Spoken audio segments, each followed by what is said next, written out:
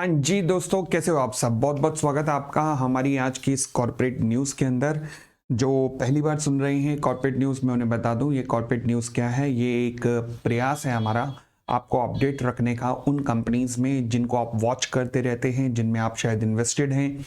उन कंपनीज में क्या लेटेस्ट अपडेट हो रहे हैं, ये सारे अपडेट्स आपकी जानकारी में डालने का एक प्रयास है। चलिए, तो आज हम शुरू करते हैं कॉर्पोरेट न्यूज़ को। और आज हमारे पास जो न्यूज़ है वो बर्मन ग्रुप को लेकर है, मतलब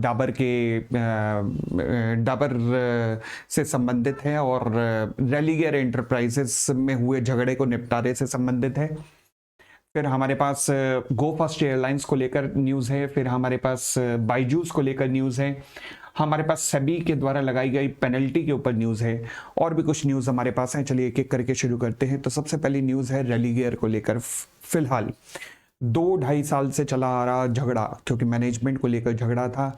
आप जिन्होंने मेरी पहली भी क्लिपिंग सुनी होंगी, पिछली कॉर्पोरेट न्यूज़ भी सुनी होंगी, वहां भी इस न्यूज़ को मैंने लगातार कवर किया है। एक्चुअल में रेलिगेयर एंटरप्राइज, जो कि एक एनबीएफसी है, non banking finance company, loan देने वगैरह का काम करती है। यहाँ पर मैनेजमेंट को लेकर, टॉप मैनेजमेंट को लेकर झगड़ा था कि भाई टॉप मैनेजमेंट कौन संभालेगा। दो लोग थे, एक थी रश्मि सलूजा और दूसरे थे डाबर के हेड जो है मिस्टर बर्मन। तो इन दोनों के बीच में झगड़ा था, रेलिगेयर एंटरप्राइज को कौन लीड करेगा। ये झगड़ा 2-2.5 साल तक चला। इसने कंपनी का बहुत नुकसान किया, इन्वेस्टर का बहुत नुकसान किया, और कंपनी को, मैं कह सकता हूं, कंपनी की पूरी जो गुडविल थी उसको बहुत ज़्यादा डैमेज किया। फिलहाल बर्मन जी ने डिसाइड किया कि ये कंपनी का स्टेक अपने हाथों में लेना चाहते हैं। रश्मि सलूजा जी ने उसे अपोज करने की कोशिश की, बट बर्मन जी ने कंपनी के 26% शेयर्स एक्वायर कर लिए। अब हमारा सेबी यहां पर कहता है कि अगर आप 25% शेयर एक्वायर कर लिया, अगर आप 25% शेयर एक्वायर कर ही चुके हो तो 26% पूरे करो, फिर 26% और करो, यानी कि 25 + 26 = 51% हो जाए, ताकि आपके पास मेजॉरिटी हो जाए। तो इन्होंने 26% का एक ऑफर निकाला। रश्मि सलूजा जी ने उसे अपोज करने की कोशिश की। कई दिन तक कोर्ट में मामला चला, बट फिलहाल रश्मि सलूजा जी ने रिजाइन कर दिया है और अब ये झगड़ा निपट चुका है। और आज के डेट में पूरी राह साफ हो चुकी है। रेलिगेयर एंटरप्राइज के आज के डेट में प्रमोटर डायरेक्टर कौन रहने वाले हैं? मिस्टर बर्मन जी, जो कि डाबर को भी लीड करते हैं। और एक तरीके से कंपनी का रास्ता अब साफ हो चुका है, झगड़ा निपट गया, तो अब शायद कंपनी ढंग से अपनी राह पर चल पाएगी। अच्छी न्यूज़ है इन्वेस्टर्स के लिए। अगर आप इन्वेस्टर हैं तो ये एटलीस्ट 2.5 साल के झगड़े के बाद आपके लिए एक अच्छी न्यूज़ देखने को मिली है कंपनी में। फिलहाल अगली न्यूज़ आते हैं हमारे पास कैफे कॉफी डे को लेकर। कैफे कॉफी डे अगेन आप जानते होंगे, बहुत अच्छा ब्रांड, बहुत बड़ा ब्रांड, बट क्योंकि कंपनी ने डिफॉल्ट किया था अपने क्रेडिटर्स को, तो कंपनी इंसॉल्वेंसी में चली गई थी। अब इंसॉल्वेंसी में एक प्रावधान होता है कि कंपनी के जितना भी बोर्ड ऑफ डायरेक्टर होते हैं उन सबको हटा दिया जाता है, और उन सब की जगह क्रेडिटर्स जो है कंपनी को मैनेज करते हैं एक एडमिनिस्ट्रेटिव ऑफिसर के रूप में, जिसे कहा जाता है इंसॉल्वेंसी प्रोफेशनल। तो ये इंसॉल्वेंसी प्रोफेशनल कंपनी के पूरे बोर्ड को हटाकर बोर्ड के सारे डिसीजन ये लेता है और कमिटी ऑफ क्रेडिटर्स को रिपोर्ट करता है ये व्यक्ति। अब हुआ क्या, जब कंपनी के बोर्ड ऑफ डायरेक्टर्स को हटा दिया गया तो कंपनी के बोर्ड ऑफ डायरेक्टर्स ने उन्हें हटाने के लिए एक पेटिशन फाइल की कि हमें क्यों हटाया गया, जबकि उन्हें हटाया जाना था, क्योंकि इंसॉल्वेंसी कोड के अंदर ये लिखा है कि भैया कंपनी इंसॉल्वेंट होगी तो कंपनी को क्रेडिटर्स चलाएंगे और बोर्ड ऑफ डायरेक्टर को हटाना पड़ेगा। फिलहाल इनकी इस पेटिशन पर एनसीएलएटी ने कहा कि हाँ जी, रोक लगा दो जी, पूरी की पूरी इंसॉल्वेंसी पर रोक लगा दो। अब इसे देखते हुए कंपनी के क्रेडिटर्स पहुंचे कोर्ट में। आईडीबीआई इनका क्रेडिटर है, वो पहुंचा कोर्ट में, सुप्रीम कोर्ट में। उन्होंने कहा ये स्टे कैसे लग सकता है, एनसीएलएटी कुछ भी करेगा, मतलब जब कानून के अंदर लिखा हुआ है कि क्रेडिटर जो है कंपनी की इंसॉल्वेंसी में क्रेडिटर कंपनी को चलाएंगे, तो स्टे कैसे मिल गया। सुप्रीम कोर्ट ने 21 फरवरी तक का टाइम दिया था एनसीएलएटी को। एक होता है एनसीएलटी, यानी कि नेशनल कंपनी लॉ ट्राइब्यूनल, फिर इसके ऊपर आता है national company law appellate tribunal. तो एपेलेट ट्राइब्यूनल को सुप्रीम कोर्ट ने 21 तारीख का टाइम दिया था कि भाई आप डिसाइड कर लो कि आपने स्टे क्यों लगाया, रीजन क्या, और अगर 21 तारीख तक डिसाइड नहीं कर पाए तो फिर इंसॉल्वेंसी दोबारा से शुरू हो जाएगी जो आपने रोक दी है। अब 21 तारीख तक एनसीएलएटी डिसाइड नहीं कर पाया, कॉन्सिक्वेंटली 22 तारीख से अब दोबारा से कार्यवाही शुरू हो चुकी है। और इस कार्यवाही के अंतर्गत अब होगा क्या कि कंपनी अगेन इंसॉल्वेंसी में आगे बढ़ेगी। देखा जाएगा कि क्या कोई इसे टेक ओवर करने के लिए आता है या नहीं आता। अगर आता है तो अच्छी बात है, नहीं तो फिर कंपनी को लिक्विडेट करा दिया जाएगा। तो कैफे कॉफी डे, शायद ये कंपनी आने वाले फ्यूचर में हमारे बीच में ना रहे अगर कोई इसे टेक ओवर करने आ गया तो। फिलहाल आगे आते हैं, ऐसे ही एक और कंपनी जिसकी डूबने की बात आ रही है, जिसका नाम है गो फर्स्ट एयरलाइंस। एक समय में भारत की तीसरी एयरलाइंस, जो कि इंडिगो और विस्तारा के बाद तीसरे नंबर पे डील करती थी, क्योंकि उस टाइम जो एयर इंडिया है वो गवर्नमेंट के पास थी, ये उस समय की बात है। फिलहाल कंपनी क्योंकि जो इंजन कंपनी ने खरीदे थे उनकी पेमेंट नहीं कर पाई थी, तो अगेन क्रेडिटर्स ने कंपनी के खिलाफ पिटीशन फाइल की और कंपनी इंसॉल्वेंसी के अंदर चली गई। अब इंसॉल्वेंसी के अंदर देखा गया, कोशिश की गई कि कोई आ जाए कंपनी को टेक ओवर कर ले, कोई नहीं आया। ऑर्डर पास किया गया कि भाई कोई आ तो रहा नहीं है, इससे अच्छा कंपनी को लिक्विडेट करना शुरू करते हैं। लिक्विडेटिंग की कार्यवाही शुरू हुई। बैंकों ने अपनी अपनी एसेट्स पे, जिनके खिलाफ उन्होंने लोन दिया था, उन एसेट्स पे कब्जा किया और उनको बेचने की कार्यवाही शुरू ही होने वाली थी कि इतने में ईज माई ट्रिप, आपने सुना होगा जैसे मेक माई ट्रिप है वैसे ही ईज माई ट्रिप भी है। ईज माई ट्रिप की जो सीईओ है निशांत पिट्टी, इन्होंने, इनकी एक कंपनी है, इन्होंने उस कंपनी के थ्रू एक प्रपोजल सबमिट किया जी कि मैं इस कंपनी को टेक ओवर करने में इंटरेस्टेड हूं। अब अच्छी बात है, शायद कंपनी को बचा लें, मतलब क्रेडिटर को तो अपने पैसे से मतलब है। उन्होंने कहा हमें हमारे पैसे दे दो और तुम इस कंपनी को टेक ओवर करो या जो मर्जी करो, ऐसी तैसी कराओ, हमारा क्या मतलब है।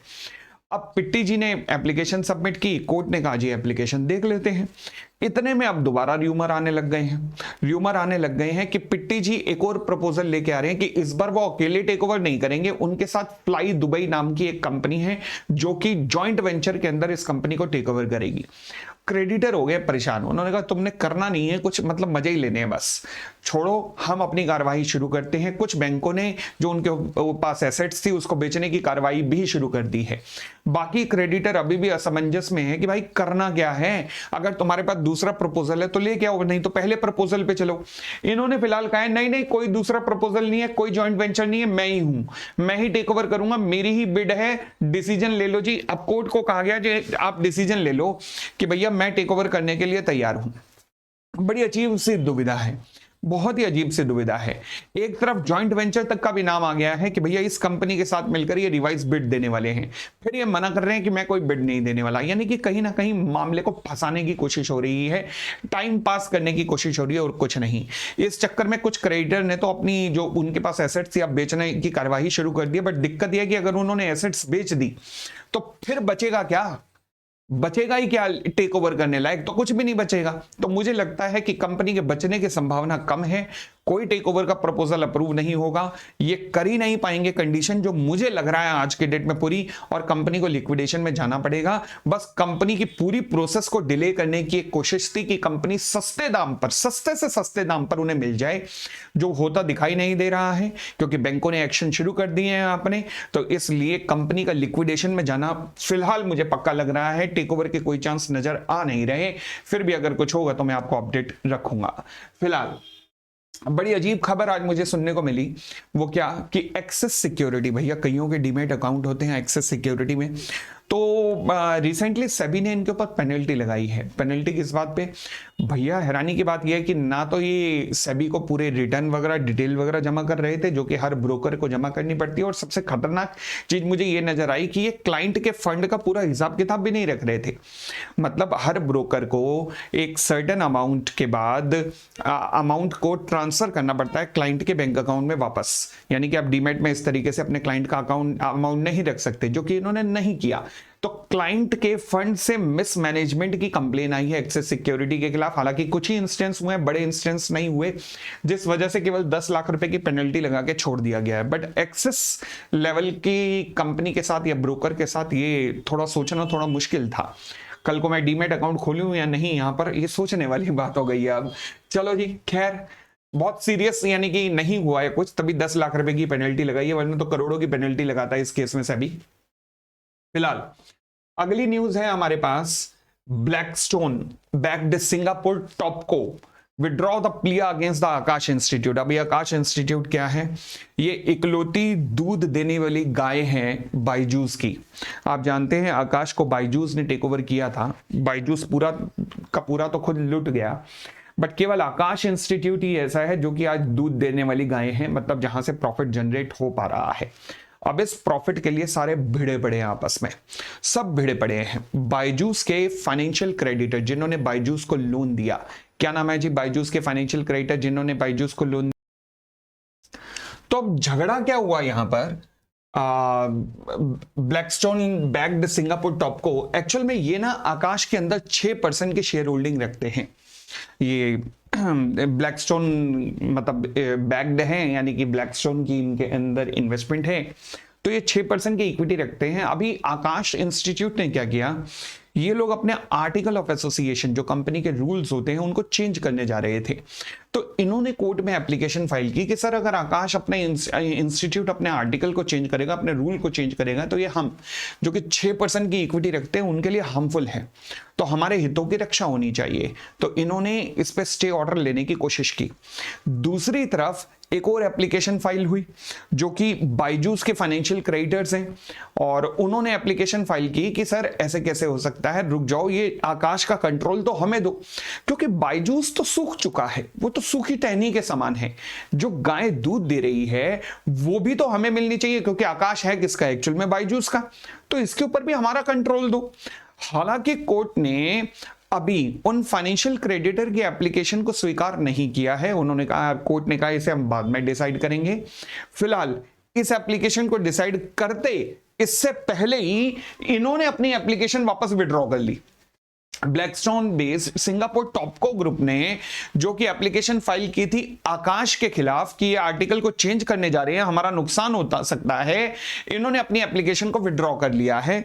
तो यानी कि जो आपस में झगड़ा हो रहा था, बायजूस के अंदर ही इन्वेस्टर्स के बीच में आपस में झगड़ा हो रहा था, वो कहीं ना कहीं अभी शांत हो चुका है। बट अब जो सबसे बड़ा झगड़ा रह गया है वो रह गया है बायजूस के बीच में और उसके फाइनेंशियल क्रेडिटर्स के बीच में। अब इसके फाइनेंशियल क्रेडिटर है कौन, मैं दोबारा से पर्दा उठाता हूं पूरी पिक्चर से। एक्चुअल में फाइनेंशियल क्रेडिटर वो लोग होते हैं जो कि किसी कंपनी को लोन देते हैं। अब बायजूस ने जो 90% अपने लोन लिए हुए हैं वो यूएस की एक कंपनी है जिन्हें कहते हैं ग्लास ट्रस्ट। अब ये ट्रस्ट है एक, यानी कि क्रेडिटर कोई और है मगर ये उन सबको जोड़ने वाला एक ट्रस्ट है। तो ग्लास ट्रस्ट ने 92% के कंपनी को टोटल लोन जो है उसमें से ग्लास ट्रस्ट 92% लोन देके बैठा है। फिर काफी लोन दे रखे हैं आदित्य बिरला फाइनेंस ने भी, और कुछ एक लोन बायजूस के अपनी कुछ जान पहचान वाली रिलेटेड पार्टीज हैं उन्होंने दे रखा है। अब हुआ क्या था कि बायजूस की ये जो दोनों क्रेडिटर हैं टॉप मोस्ट, ग्लास ट्रस्ट हो गया या आदित्य बिरला, इन दोनों को क्रेडिटर की डेफिनेशन से निकाल दिया गया, और जो कंट्रोल मैनेज कर रहा था वो बायजूस अपनी ही किसी जान पहचान वाली कंपनी के थ्रू मैनेज कर रहा था, पूरे का पूरा कंट्रोल कंपनी पे। तो रविचंद्रन बायजूस ने इस तरीके से इनडायरेक्ट कंट्रोल अपनी कंपनी पे रख लिया था। परंतु सुप्रीम कोर्ट ने पूरी की पूरी कमेटी का गठन दोबारा करवाया, ग्लास ट्रस्ट को क्रेडिटर बनाया, आदित्य बिरला फाइनेंस को क्रेडिटर बनाया, और बायजूस के रविचंद्रन बायजूस के हाथों से कंपनी एक तरीके से निकल गई। अब ग्लास ट्रस्ट चाहता है कि जब हमारा कंपनी पे पूर्ण अधिकार हो ही चुका है आज के डेट में, तो कंपनी की जो और भी इन्वेस्टमेंट है इंक्लूडिंग आकाश, वो भी हमारे कंट्रोल में आए। बात तो ठीक कह रहा है, होना भी ऐसा ही चाहिए और होगा भी ऐसा ही, बट थोड़ी सी डिले हो रही है क्योंकि कोर्ट इनकी एप्लीकेशन को सुनेगा ग्लास ट्रस्ट की, और पक्की बात है आकाश भी किसके कंट्रोल में चला जाएगा, ग्लास ट्रस्ट के। आगे आने वाले दिनों में आप देखेंगे तो ग्लास ट्रस्ट आकाश को अपने हिसाब से ही चलाने वाला है। आगे आने वाले समय में कुछ होगा, या तो ग्लास ट्रस्ट इस कंपनी को उठा के किसी और को बेच देगा या फिर अल्टीमेटली लिक्विडेशन में जाना पड़ेगा। देखते हैं आगे क्या होता है। फिलहाल आगे चलते हैं। अगला हमारे पास एक मुद्दा आया, सुप्रीम कोर्ट ने एक प्लिया को रिजेक्ट कर दिया, एप्लीकेशन मतलब plea to regulate the internet prices says it is free market। अब हुआ क्या कि कुछ कंज्यूमर्स ने कंप्लेन फाइल की थी जियो को लेकर कि जियो जो है अपने जो चार्जेस हैं, पहले तो फ्री का चस्का चढ़ाया, उसके बाद चार्जेस जो है बढ़ाई जा रहा है। तो सुप्रीम कोर्ट में जब ये एप्लीकेशन आई कि ये चार्जेस ऐसे नहीं बढ़ा सकता जियो, तो सुप्रीम कोर्ट ने कहना है कि भाई तुम्हारे को दिक्कत क्या है, वो अगर चार्जेस बढ़ा रहे, तुम्हारे पास कंपनियों की दिक्कत है, तुम BSNL पे चले जाओ, MTNL पे चले जाओ, ये और बात है कि उनकी सर्विस भगवान मालिक है, बट फिलहाल सुप्रीम कोर्ट का कहना है कि तुम औरों के पास चले जा सकते हो। भाई अगर कंपनी अपने दाम बढ़ा रही है, हम नहीं कह सकते ना कि उसको कम कर दे, वो उसका फोर्टे है, वो उसका एरिया है, वो दाम बढ़ाना चाहते हैं, तुम किसी ऑल्टरनेट प्लेयर के पास चले जाओ, बट हम दाम बढ़ाने पे रेस्ट्रिक्शन नहीं लगा सकते। तो इससे जियो कंपनी को तो बहुत खुशी हुई है कि पक्की बात है कि भैया उन्हें आज़ादी दे दी गई है कि अपने हिसाब से दाम डिसाइड करो, बट जो कंज्यूमर थे उनकी सुप्रीम कोर्ट ने इस मामले में नहीं सुनी है। और बात भी ठीक है, मैं कहूंगा बात गलत नहीं है, बात ठीक है। क्यों? क्योंकि भैया आपके पास ऑप्शन है ना, आप डिफरेंट ऑप्शन पे, एयरटेल पे, वोडाफोन आइडिया वगैरह पे जा सकते हो। किसी को दाम बढ़ाने से आप कैसे रोक सकते हो? आप कंपनी में मत ऑप्ट करो उस कंपनी में, बड़ी सीधी सी बात है। चलो जी, तो ये थी हमारी कॉर्पोरेट न्यूज आज की। दोस्तों अगेन, अगर आप शेयर मार्केट में फंडामेंटल एनालिसिस कैसे समझते हैं, क्रिप्टो मार्केट में फंडामेंटल एनालिसिस कैसे करते हैं, अगर इन चीजों को सीखना चाहते हैं तो हमारे पास ज्वाइन ऑप्शन पर, यूट्यूब के ज्वाइन ऑप्शन पर ज्वाइन का लिंक आ रहा है, जिसे आप क्लिक कर सकते हैं। हर संडे को हमारी क्रिप्टो के ऊपर क्लास होती है और हर ऑल्टरनेट संडे को हम लोग बात करते हैं किसी फंडामेंटल कंपनी के बारे में और उसके फंडामेंटल एनालिसिस को समझते हैं। तो बहुत बहुत धन्यवाद, thank you, bye bye, take care.